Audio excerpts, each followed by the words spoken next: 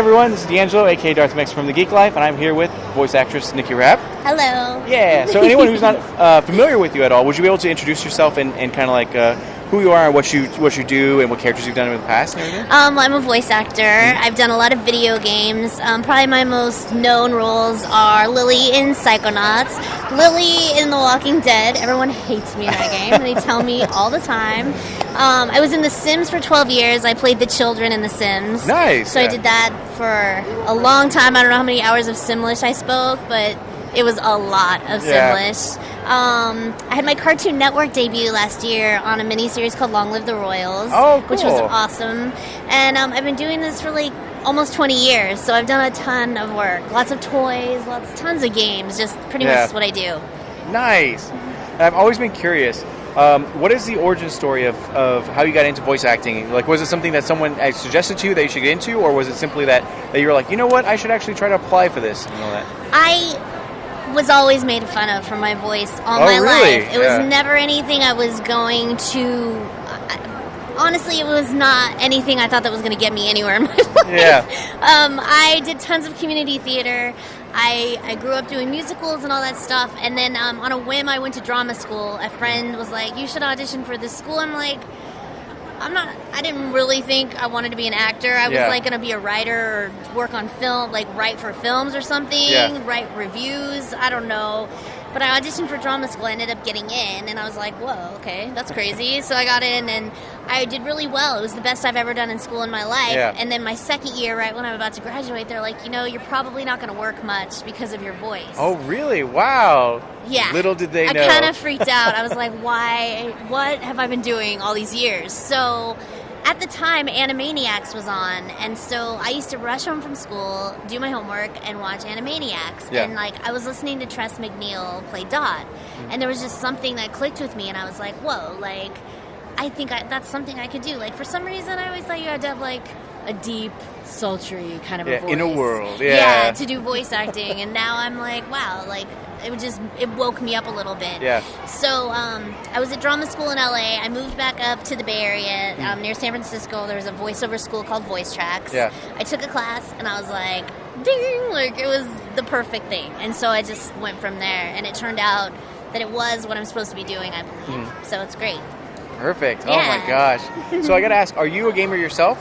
I'm not a gamer necessarily. Okay. I played a few games that I'm in, but I usually don't have time. Yeah. So I go on YouTube and watch other people play, which is really entertaining and amazing, and to see people's reactions to things, especially with the Walking Dead game, that was pretty incredible.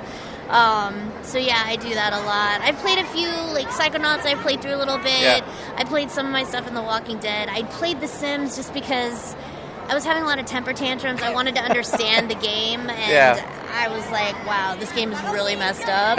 But it was really fun to do that, That's awesome. Yeah. Do you feel like it helps you more that you don't play the games, that you can refer more to your traditional acting to bring that out in the charactering? Yeah, because I think if I was thinking technically about what the games are, I would get too in my head. Yeah. And it feels better for me to just... I'm not good... with The Sims, if I would have thought about The Sims too much, I would have screwed it up, because that game I was improvising a language. It wasn't scripted. So I'm just making it up. So every day, even though I did it for 12 years, the night before a session, I would always be like, oh my god, am I going to be able to think of new words tomorrow? And what did you call it? Simlish? Simlish. Yeah, it's a language based on emotion. Yeah. So that's why anyone in the world can play it and understand it. That's and I think true, that's really kind of magical. Yeah. Yeah. That's awesome. It's like I was in a game about world peace to the world. Everyone can play together. Yes. It's beautiful. That's awesome. So I gotta ask. I'm gonna ask some silly questions as well. Okay. Thrown into this.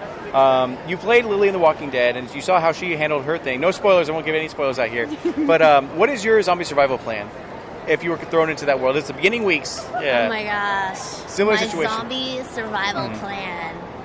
Wow, I don't know. I mean, run? I mean, I don't know how I would handle it. I mean, I'm having a hard time getting my earthquake kit together, and I live in California. I'm like, I mean, I always think what kind of weapon I would have. Yeah. I think I'd want to have a machete or something. Oh, there you go. But go run up a tree. I don't know. It's just a scare. I know certain people in my life that I'd probably want to be with because I think they would kick ass. Yeah. So. Okay. Yeah. Awesome. Now, how do you usually prepare for a role? Like, the character Lily from Psychonauts is drastically different from the character of Lily from Walking Dead. Yeah. Yeah. How did you make that transition from each one? It's just getting into that character. I mean, like Lily from The Walking Dead, when I got the audition, I was completely dumbfounded. Like, why did my agent send me this audition? Yeah. And it just turned out like sometimes you get auditions for things that's why it's called voice acting, you know? Yeah, it's like you take a chance on things. You just never know. I mean, I was used to playing children and furry animals, disgruntled teenagers, and now all of a sudden I'm playing this woman who's like a sniper. She's like, her father was this evil, racist, abusive man. Yeah. Like, she loved him despite that, but it was a very different kind of a thing. And then Lily from Psychonauts, like, Lily, I just relate to Lily from Psychonauts a lot. Like, I feel like the things that she says, like, oh my god, let's make out, are things that I have potentially said in my life. Yeah. You know, things like that. I mean, but Lily from The Walking Dead was a very, I felt like I really, really got to act. Not that I'm not doing that in my other roles, but it was very intense, very dramatic. I get hired to giggle sometimes, and there was no giggling, no laughing, super serious. Yeah. There was no, like, they were trying to do, like, some, like, blooper reels, and there was nothing funny from me. Oh, like, nothing wow. funny at all, because I would get, like, the sound engineer was telling me, he was like, you know, we were actually worried about you, because, like, the scene with, no spoilers, but the scene with when they're in the meat locker, and,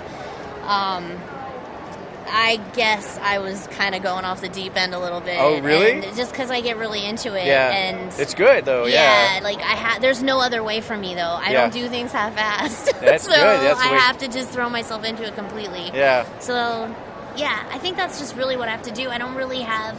You know, and it is, we just get the scripts cold. We never know what we're going to do ahead of time. The only time I got a script ahead of time was when I did my Cartoon Network thing. But other than that, it's like solo and cold. Wow. So, yeah. Okay. Yeah. And when you were younger, just getting into this field, was there anything that had happened that you didn't really expect it was going to come? Like any aspect of the job that you're like, I would never in a million years thought this would be a concern or a perk or anything like that? Wow. I don't know. You know, it's like, I think I grew up doing a lot of theater, and so when you do theater, you have the instant gratification of people, like, you know exactly then, like, what they're thinking, what they're feeling about what you're doing. With voice acting, it's been this really amazing thing since I've been doing conventions that I'm really learning, like, how much the characters I've played, video games in general, affect people, and how, like, especially with the Walking Dead game, like, people were incredibly distraught over that game. Yes. And I just didn't Admittedly, realize... I cried. I'm not going to lie. I think every grown man has cried playing that game. So, I mean, I've been amazed at I think when I'm doing video games a lot, it's kind of amazing to me what a huge thing they are and how much people get involved in the characters and how much it affects their personal lives. Yeah. Which I think is actually really cool. Yeah. Yeah. Like, it's a pop culture thing, but it's, like, so much more than that. Yeah. Yeah, it's definitely a new medium that people don't consider because, like, traditionally, like, movies and books and all that kind of stuff really hits home, but now we have a new medium, which is video games, and that really does hit home. Like, Walking Dead is a testament to that, yeah. So, out of all the characters in the universe that whether they're, like, anime or cartoon or anything like that, if you could pull one character from their universe and bring it to ours and they could be your best friend for life, who would it be? Oh, wow. Wow. If I could go back to Dot from Animaniacs, I love that spirit, that energy, that silliness. Yeah. Sometimes I need to have someone by my side like that. You know, I mean, but there's also like, wow, that's a really good question. No one's ever asked me that before. I don't know, like, and also just like I can't even think of a specific strong woman, badass character. Yeah. Like, I think that's why I liked playing Lily, if I could just say that. I mean... Of course, yeah. She is so unlike me. Yeah. But I really enjoyed finding that part. And it's Lily from Walking Dead? From Walking Dead, yeah. Sorry, there's so many Lilies. And I also I don't know if you played Firewatch. Oh, it's on my list. Like, okay, it's on I'm my Lily list. in Oh, Firewatch, too. really? Which they Nice. did as a joke, because I'm always Lily. But yeah, so... yeah, I would love to have someone who's just could really just kick ass at a moment's notice. Because I tend to like step back a little bit and be like, oh man, that sucks. But I just wish someone would be like, oh, you know. Yeah. Like very confrontational. Yeah, there you go. Yeah, it's kind of a cool thing. That's awesome. Yeah. And what piece of advice would you give to aspiring voice actors? Now, when I say this, a lot of people always respond with like, don't give up, always keep trying and everything like that. But I was wondering if you could give a piece of advice that goes beyond that. Like, for example, a common one, or not a common one, but something that someone said was like, find a mentor that you really enjoy and try to practice what they do and like, all that kind of stuff. Yeah, I mean, I think it's really important, honestly, acting classes. I mean, this is just basic stuff, but acting classes, because you could have an amazing voice, but if you don't know what to do with it and you can't communicate it to people, like through your voice, it's in an honest way, it's not gonna, because people could have an amazing, there was someone here earlier who was telling me, he was in a voiceover class, and like, there was a man in the class that just had this super deep, amazing, like James Earl Jones, just kind of a voice, but he got in front of the mic and he couldn't do anything. He just couldn't act. So much potential, so it's like, it's kind of tricky like that, but acting classes and yeah, I mean, finding a mentor is important, but and also, don't give up. I mean, I've been doing this a long time and I have cried a lot. It's hard. And then the other thing that I would say, do not compare yourself to others. Okay. It's so hard not to do that, especially with social media now. I've taken myself off of Facebook. I've taken myself off of things where, because sometimes I'll look and I'll audition for something and I'll see who got it because they're talking about it online and I'm like, oh. And then I start beating myself up about it and I'm just like, so that comparison thing I think is the hugest piece of advice I could give. It's so hard in life not to do that, and like Facebook is such a tool that you look at it and you're seeing, oh, look at their life is perfect, my life sucks, So I think that's which you don't suck. Thing. You're majestic and wonderful and awesome. Thank you. But it's like that's a hard thing. But just keep going and all that kind of stuff because it is really hard and there is a lot of competition and especially now everybody wants to be a voice actor. And especially it's hard because celebrities, they want celebrities for everything. Oh yeah. So it's just really, really tough. It's really tough. Yeah, so, It's so good. So, I mean, when I did the Cartoon Network thing, I got the pilot, and then they told me that if they did make a series out of it, I probably wasn't going to get the part anymore because they'd want a celebrity. Oh, so really? It got picked up. Wow. It got picked up as a miniseries, and then I got an email saying, it's been decided that your part is going to be recast, but you can re-audition. So I went down to LA with really every penny I had, went to Cartoon Network, saw who I was up against. I'm like, oh my God. I don't know how this is going to happen, but they kept me. Good. And so I ended up being in this thing, and it was great. Awesome. You deserve it. Congratulations. Thank you. So, And then I had one more question. Actually, two more, sorry. Yeah. You had mentioned that you should take acting classes. Now, do you recommend, like, courses at community college, or do you actually recommend finding a local theater and then like joining that production and seeing either of those? Anything. I mean, anything where you feel like where you feel connected and you feel comfortable.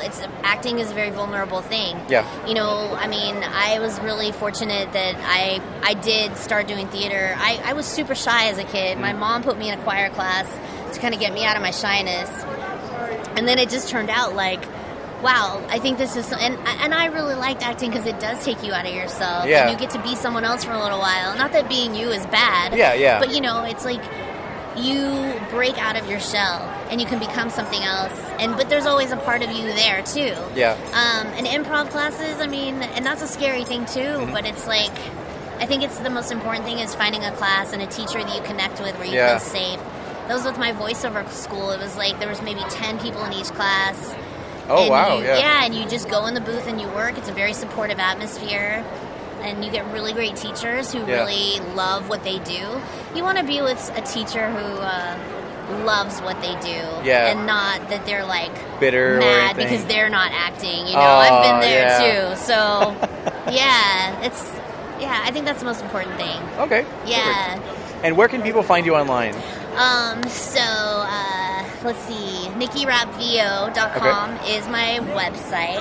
I'm Nikki Rapp, Nickirapp on Instagram. Yeah. And It's a Rap on Twitter is ITSUHRAPP. Perfect. Yeah. Well, thank you again for answering a few of our questions. We really appreciate it. We Thank love your you. games, and thank you, so much. Thank you. Bye, everybody. Bye.